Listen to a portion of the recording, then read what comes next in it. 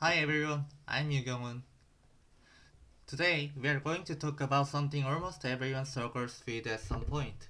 Why do we keep putting off the things we know we should do? We know we should study, but we watch YouTube instead. We know we should exercise, but we decide to start tomorrow. We know we should work on an important project, but somehow we end up scrolling through social media for hours. And at the end of the day, many people think, why am I so lazy?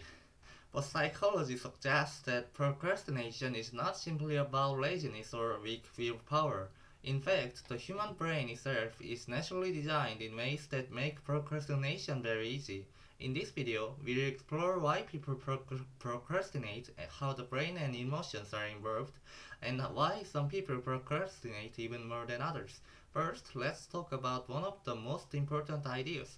Humans naturally prefer immediate rewards. For example, studying for an exam may be important for your future, but the reward is far away. You don't instantly feel pleasure from studying. Meanwhile, things like YouTube, games, and social media provide immediate stimulation and instant dopamine, and the human brain is extremely sensitive to immediate rewards. Why? Because for most of human history, survival depended more on short-term benefits than long-term planning. Our brains evolved to prioritize what feels rewarding right now.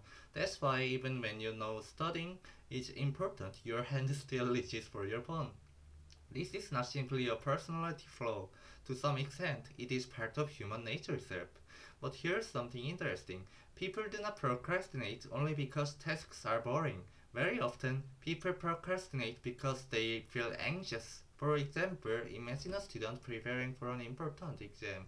The more important the exam feels, the greater the fear becomes.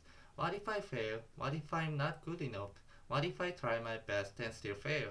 The stronger these fears become, the more likely the person is to avoid starting the task altogether. Why?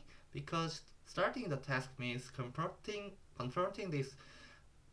those uncomfortable emotions, so the brain looks for escape.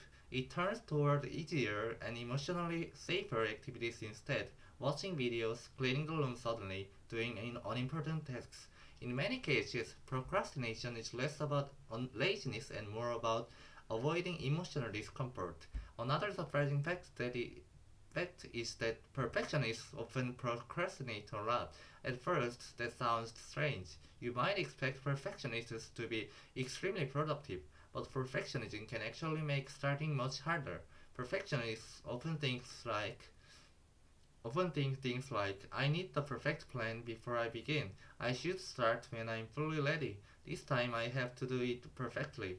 But in reality, perfect conditions almost never exist.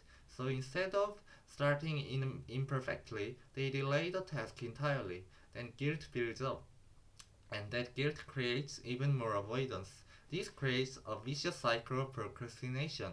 There's also another psychological conflict happening, the conflict between your present self and your future self. People tend to overestimate their future selves. For example, today you might say, I'll rest today and work really hard tomorrow. But tomorrow arrives and your future self becomes your current self, and once again you postpone the task. Psychologists explain that humans are naturally overly optimistic about the future. We imagine that our future selves will suddenly become more disciplined, more motivated, and more organized. But human nature usually doesn't change overnight.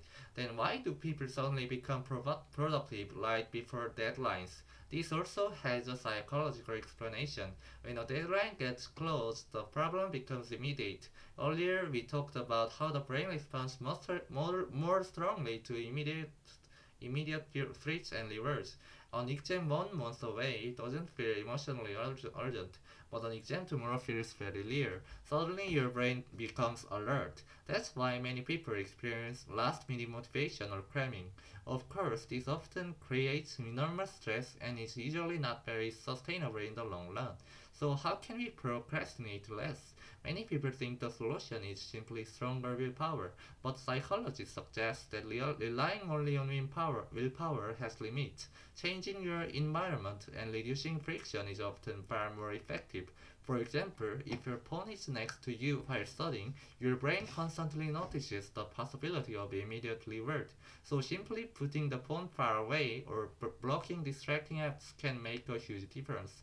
Another important strategy is lowering the starting barrier. People often fail because they make tasks feel too large. For example, I need to study for 10 hours today, then start alone.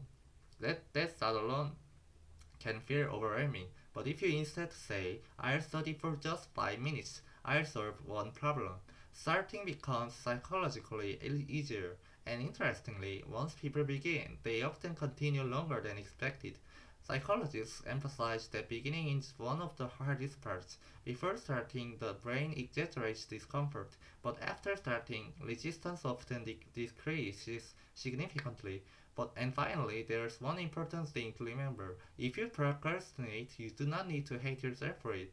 Of course, excessive procrastination can create real problems, but humans are naturally emotional creatures. We seek comfort, we avoid discomfort, we prefer immediate rewards. Procrastination is, in many ways, a very human behavior. So instead of only attacking yourself and saying, I'm just lazy, it may be more helpful to ask, what emotion am I trying to avoid?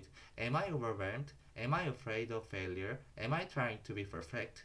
Understanding the reason behind procrastination is often more productive than simply blaming yourself. So to summarize today's video, people do not procrastinate simply because they are lazy. The human brain naturally prefers immediate rewards, avoids discomfort, and often struggles with fear, anxiety, and perfectionism.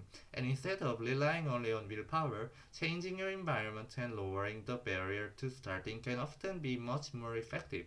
Perhaps the goal is not to become someone who never procrastinates. Perhaps the goal is to better understand human nature, including our own. Thank you for watching. If you enjoyed this video, please like and subscribe. See you in the next video.